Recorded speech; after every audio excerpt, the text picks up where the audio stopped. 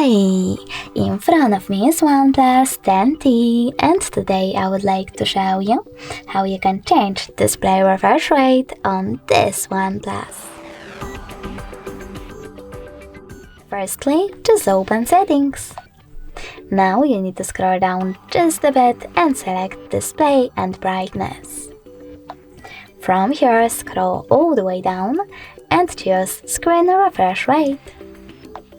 After that, just tap on the best option for you. I will go with Standard and select the back button.